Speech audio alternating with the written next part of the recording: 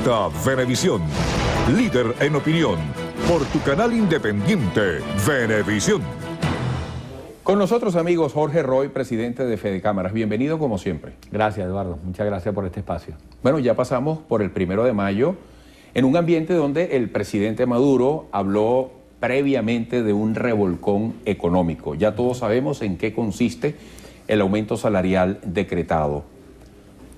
¿Cómo se inserta esta noticia en la realidad económica del país? ¿Es suficiente? ¿Es insuficiente? ¿Qué significa para el empresario que tiene que asumirlo? ¿Cómo aumentar el salario sin productividad? ¿Y cómo hacer que el salario verdaderamente, en un ajuste, tenga sustancia ante la inflación a los intereses del trabajador? Sí, bueno, primero el discurso oficial, que siempre provoca como unas expectativas que además son desfavorables. Lo ideal sería un presidente de la República como diciendo voy a hacer unos grandes anuncios para el país, pero cuando habla de revolcón tiene a todo el mundo como una novela en capítulos con los cuales uno está electrificado de cuál va a ser el final. Y después vienen unos anuncios que más allá de lo cuantitativo, y ahí es donde yo quiero salirme de los análisis rutinarios de si 30% es bueno o 40% es bueno, es que no se atacan las razones de fondo. Las razones de fondo es que el estar haciendo 15 veces aumentos salariales es un reconocimiento implícito de que tú no has derrotado la inflación. O sea, el problema de fondo aquí es que tenemos una inflación que afecta a todos los trabajadores y tú puedes hacer 40, 50, 60% aumento. Cada vez que lo hagas, lo que vas a tener el círculo perverso donde la inflación sube por el ascensor y los salarios van por las escaleras. Entonces, el problema de fondo y que los trabajadores deberían estar reclamando en este país, atácame la inflación. No me des tanto aumento, pero atácame la inflación. Los países que están avanzados, nadie discute si la inflación si el aumento de salario son 5% o 10%, porque es que la inflación es el enemigo a vencer. Se reúnen los gabinetes para discutir si hay 0.5% de inflación más, y eso es un tema de discusión nacional. Entonces, yo creo que esa debería ser la discusión que el país tiene, lamentablemente es otra. Hay una frase que fue titular en días recientes. Yo quisiera igualmente que no se quedara en la frase, sino que fuera más profundamente a las posibles repercusiones, cómo la interpreta y qué sentido práctico puede tener en toda esta complejidad económica. ¿No habrá más dólares para Fedecámaras? Sí, fue un anuncio que hizo el presidente en medio de una arenga y es dirigido pues, un poco a sus seguidores, que después se transformó en una corriente de opinión con la cual estamos bien preocupados por un lado y no preocupados por el otro. La verdad es que no estamos preocupados porque Fedecámaras no necesita y no requiere dólares y jamás ha pedido dólares. Después lo que estamos es preocupados por la interpretación que se le tiene que dar. Pero es bueno para la gente que nos esté escuchando que sepa que Fedecámaras es una organización que está compuesta por cámaras empresariales. Y son las cámaras empresariales quienes tienen empresas. Entonces tú no me vas a decir que tú puedes discriminar a empresarios serios y reproductivos, como el presidente Maduro inclusive dijo que tenía que darle, que muchos hacen vida a empresas que hacen cámara de Guadalito o de Apure o de San Fernando de Apure o de Ciudad Bolívar. Y están inscritas en cámaras de Fedecámaras y que necesitan dólares no para ellos, porque lo importante es que la gente sepa que los dólares no son para las empresas, son para los proveedores internacionales y tú no los estás regalando. Lo que está pidiendo el sector empresarial es que me los vendas y que me fijes un precio racional al que tú decidas, pero que me lo vendas legalmente para yo poder comprar o materias primas o bienes terminados para poder suplir con bienes de calidad a los venezolanos. Hay preocupación, se puede leer en distintos análisis de economistas, la situación complicada, hacen estudios sobre percepción de la opinión pública. Sobre todo lo grave no es el problema una vez que se pueda percibir, sino que no se ataquen las raíces del problema o que no se vaya en progresión a sus soluciones. ¿Cuál es el problema de la divisa en este momento? ¿Es insuficiente? ¿Son engorrosos los trámites? ¿Qué pasa con el sector productivo del país, el sector privado en este caso que usted representa, si eso no fluye de otra manera? Porque tenemos dólares a 6.30 para medicamentos, para medicinas, pero hay $1 en el mercado negro que sigue haciendo presión. Así es. Yo creo que ese desequilibrio que estamos teniendo por un sistema que te está pidiendo a gritos que lo revise. Contrariamente a lo que la gente está diciendo, el presidente Maduro y el gobierno y este modelo sí apoya mucho a la empresa privada, pero apoya a la empresa privada de otros países, porque lo que no apoya es la empresa privada nacional. Todos esos bienes que se están utilizando para importar productos de Uruguay, de Argentina, los ganaderos de Argentina están felices porque les compres el ganado a ellos, adoran al presidente Maduro y al gobierno venezolano. Mientras tanto, los ganaderos aquí están pasando penurias porque les ponen a 65 bolívares el kilo de carne en una gaceta. Entonces, lo que no puede ser es la desventaja que hay donde tú apoyas a industria privada internacional, donde tú no le haces fiscalizaciones del SUNDE, donde tú no tienes que hacer ninguno de los controles que pasa por el país y además les pagas con dólares verdes de verdad. Mientras que aquí en Venezuela es una tragedia las fiscalizaciones, persigan a los empresarios privados, entonces por supuesto que en esas condiciones nadie puede competir. De lo que se trata es de volver a mirar hacia adentro, de volver a mirar cómo instalas el aparato productivo nacional, lo relanzas, empiezas a importar menos y empiezas a relanzar un proceso productivo nacional donde lo importante sea comprar en Venezuela. Ricardo Sanguino, lo colocábamos hoy, me lo decía ayer, en un espacio donde usted también ha estado al descubierto, el presidente de la Comisión de Finanzas, que hay que revisar los controles, que hay que revisar los precios. ¿Cómo hacemos para rescatar la confianza? Pareciera que el rescate o la consolidación de la confianza es muy importante en este momento. A ustedes se les escucha, hablando de ustedes del sector privado en general. Bueno, sabes que no, la verdad es que hemos tenido un diálogo muy desafortunado porque realmente no es diálogo. Muchos de los empresarios que invitan a Miraflores los invitan a amenazarlos, a intimidarlos, pero nunca para escucharte. Y ese es el problema. El diálogo consiste en que tengamos la capacidad de ser escuchados. El diálogo entre hermanos es muy fácil, Eduardo. El diálogo entre gente que pensamos diferente es el que es complejo. Requiere una habilidad, el que yo esté dispuesto a escuchar lo que tú estás planteando y tú lo que yo estoy planteando. Ese diálogo no está ocurriendo. Y evidentemente que mientras no haya diálogo, que debemos ser el único país en el mundo, por cierto, que no se dialogan los empresarios con sus gobiernos. En todos los países del mundo tú apoyas, incentivas y proclamas unos héroes los que producen empleo. Ese es prácticamente un héroe nacional, el que está procurando puestos de empleo. Aquí se persigue a quien genera empleo. Entonces, lamentablemente estamos en un círculo perverso que la clave es lo que tú acabas de decir. Tenemos que devolver la confianza. El gobierno piensa cosas muy malas de los empresarios y nosotros pensamos cosas muy malas del gobierno. Nos tenemos que sentar a ver cuáles son las cosas que podemos estar de acuerdo y lo que tenemos que estar de acuerdo es que tenemos que sacar este país adelante conjuntamente, sentándonos en una mesa, deponiendo situaciones políticas y posiciones políticas a mirar lo que nos ocupa a todos los venezolanos, que son los gravísimos problemas económicos que tiene el país. Se acaba de definir un ajuste en el salario.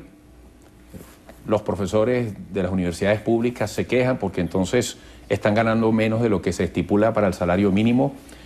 ¿Cómo está la relación del empleador con el empleado alrededor de un empleo, de la necesaria productividad, de sentir que se va remando en el mismo sentido sobre un mismo barco? El informe de la Organización Internacional del Trabajo fue contundente. Porque uno supone que la calidad de esa relación entre el empleador y el empleado es muy importante en la solución de este problema. Recientemente Will Rangel decía que los trabajadores tienen que empoderarse, ir al control de la producción total del país. Sí, bueno, esta debe ser la única revolución donde los trabajadores están más cerca de los empresarios que del gobierno. Nosotros nos reunimos continuamente con todas las centrales sindicales, con la excepción de la de Will Rangel, que lo hemos invitado y que nos encantaría reunirnos con ellos. En cuanto al tema del empoderamiento, mire, yo creo que el sector empresarial sano, el de avanzada, tiene que empezar a revisar cuál es la relación obrero y empleadores, trabajadores y empleadores, para buscar una nueva fórmula en que los trabajadores participen. Pero mientras tanto, lo que el gobierno anuncia de una cogestión, control obrero, ya ha sido probado en sus propias empresas, ya ha fracasado.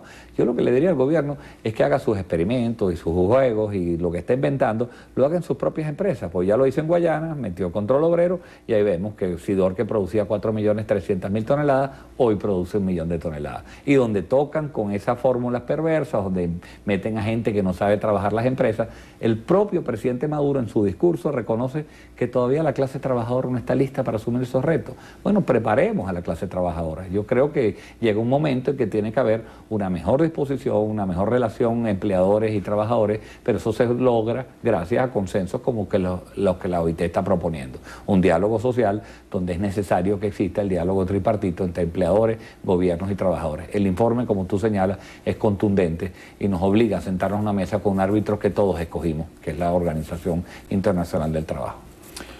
En situaciones tensas, en la economía de un país, uno se vuelve más sensible, todo se hace más evidente, cómo transversalmente hay una multidependencia.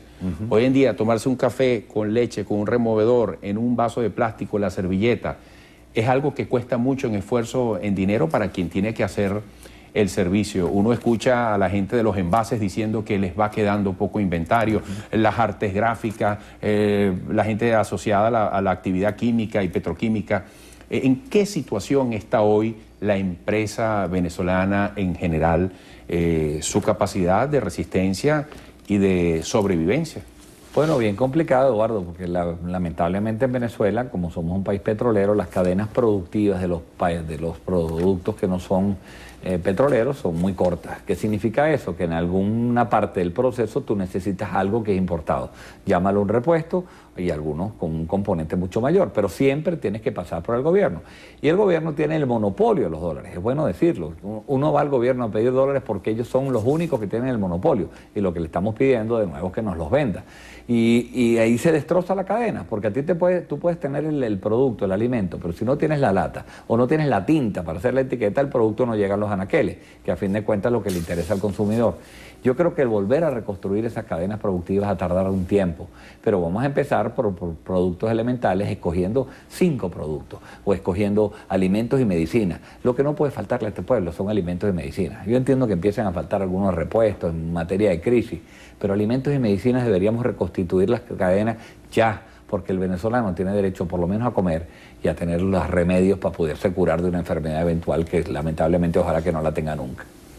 Sin pretender que usted tenga una bola de cristal, una bola mágica, pero esta nueva variable que se ha hecho muy fuerte en nuestra economía del revendedor, se le dice bachaquero. Hace poco leíamos una noticia, otro operativo a cielo abierto con precios justos de alimentos. La venta directa del Estado a los consumidores a través de estos operativos en el caso de alimentos. Pero, ¿cómo se puede retraer a su punto original la economía frente a este tema que ha tendido a consolidarse, el bachaquero, el revendedor, que incluso ha causado problemas para lo que es la estabilidad del trabajo tradicionalmente conocido? Así es, eso ha destrozado mucho más allá de que ya se ha convertido en una forma de vida, ha destrozado la cultura del trabajo. Hay gente que hoy en día pues prefiere ser bachaquero, revendedor, que ser ingeniero, abogado. ¿Eso llegó para quedarse? No. Es parte de una cultura nueva. Eso simplemente existe porque tenemos un control de cambio. El día que se quite el control de cambio y el día que tú de verdad das el equilibrio a los precios y oferta y demanda, se acabó ese negocio. Entonces ese negocio evidentemente que no llegó para quedarse y esperemos que cuanto antes se tome, porque es un espejismo en el que cae, donde tú crees que es perverso porque hay gente que está viviendo bien. Eso ha sustituido unas misiones. A las misiones que no funcionaban, ahora es la misión bachaquero. Ahora la gente pues prefiere hacer 3 olas de cola y con eso ya te llevas algo de dinero para tu casa y te sientes bien. La verdad es que en el largo plazo eso es terrible por una sociedad. Una sociedad tiene que ser la sociedad de cultura, del trabajo, donde tú te prepares, donde tú estudies y donde no tengas que hacer colas para comprar productos, sino que puedes adquirir lo que tú quieres, donde tú quieres, con calidad, con oportunidad y con un costo razonable. Y esa es la sociedad que soñamos los venezolanos y sobre todo los empresarios. Y algún día vamos a tenerla. Para cerrar, acaba de decir algún día vamos a tenerla en tono optimista. Ese optimismo bien argumentado, ¿qué mensaje le puede decir a la gente que nos ve y que aprecia con preocupación lo que está pasando? Miren, yo normalmente en estas cosas hay momentos de mucha desesperanza y la verdad es que los países no se acaban en 15 años, cada día podemos estar un poquito peor, pero justamente cuando están ocurriendo tantas cosas malas tienen que empezar a ocurrir las cosas buenas.